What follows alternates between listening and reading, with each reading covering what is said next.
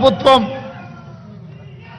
ఈ పద్మశ్రీ అవార్డు గ్రహీతలను చప్పట్లు దుప్పట్లతోనే కాదు, నగదు బహుమతి ఇవ్వడం ద్వారా జీవితాంతం ఈ కళలకే వారు అంకితం చేసి మిగతా జీవితాన్ని కూడా ఈ కళలోనే వాళ్ళు రాణించాలని మన ప్రభుత్వం, ప్రజాప్రభుత్వం 25 లక్షల రూపాయలతోటి నగదు బహుమతి వారికి ఇవ్వాలని మా ప్రభుత్వం నిర్ణయం తీసుకున్నది. ఈ వేదిక మీదనే పెద్దలు వెంకయ్య నాయుడు గారు, మిత్రులు చిరంజీవి గారి చేతుల మీదుగా వారికి ఆ నగదు బహుమతిని ఇవ్వాల్సిందిగా వారికి విజ్ఞప్తి చేస్తున్నా.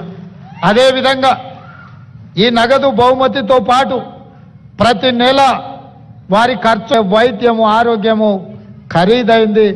ఇంట్లో చిన్న చిన్న ఖర్చులు కూడా ఈరోజు పెరిగిపోయినాయి. అందుకే ప్రతి నెల ఈ కవులకు, కళాకారులకు 25,000 రూపాయల పెన్షన్ ఇవ్వాలని కూడా ఈరోజు, ఎందుకంటే వాళ్ళు నిరుపేదలు. దాసరి కొండప్పని చూసిండు కదా, మా జిల్లా వాడు, నా పక్కనే దామరగిద్ద మండలం, అత్యంత పేద కుటుంబం నుంచి వచ్చింది. వాస్తవంగా మనం ఇట్లాంటి అవార్డులు రివార్డులు ఇవ్వాలన్నా వాళ్ళు అక్కడి నుంచి ఇక్కడికి కారులోనో కావలసిన వాళ్ళని తీసుకొని ఇంత దూరం రావాలంటే కూడా తవ్వ ఖర్చులు కూడా కష్టంగా ఉండే పరిస్థితులు. ఇట్లాంటి పరిస్థితుల్లో వీళ్లను గౌరవించడం, వారికి ప్రతి నెల 25,000 రూపాయల పెన్షన్ ఇవ్వాలన్న ఆలోచన మా పెద్దలు హనుమంతరావు గారి అనుమతితోటి వారికి ప్రతి నెల 25,000 రూపాయలు ప్రభుత్వం నుంచి పెన్షన్ లాగా వారికి ఇవ్వాలి అని చెప్పి మా ప్రభుత్వం నిర్ణయం తీసుకున్నది. మిత్రులారా, నేను ఒకే ఒక్క మాట ఈ వేదిక మీద నుంచి చెప్పదలుచుకు, సాంప్రదాయాలను గౌరవించాల్సి వచ్చినప్పుడు, మన భాషను, మన సంస్కృతిని, మన సాంప్రదాయాలను కాపాడుకోవాల్సి వచ్చినప్పుడు అన్నిటినీ పక్కన పెట్టి మనందరం ఏకం కావాల్సిన అవసరం ఉన్నది. మనం అలా కలిసిపోయి కార్యక్రమాలను చేపట్టకపోతే కాలగర్భంలో మన భాష, మన సంస్కృతి కలిసిపోయి ఒకప్పుడు తెలుగు భాష ఉండే, ఒకప్పుడు ఇలాంటి కవులు, కళాకారులు ఉండే అని లైబ్రరీలో చదువుకునే పరిస్థితులు వస్తాయి.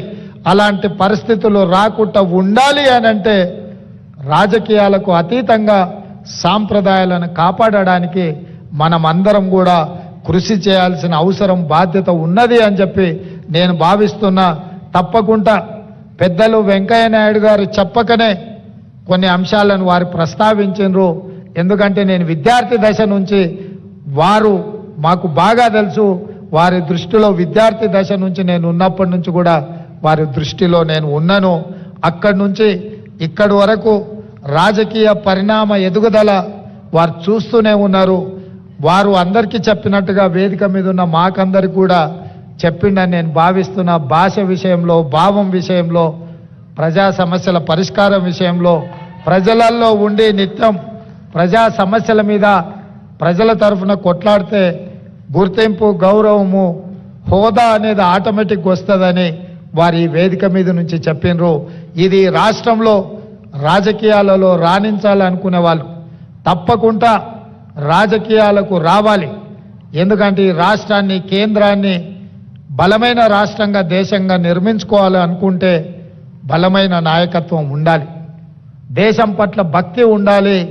రాష్ట్రం అభివృద్ధి పదం నడిపించడంలో మనందరం కలిసికట్టుగా ముందుకు వెళ్ళాలి. అట్లా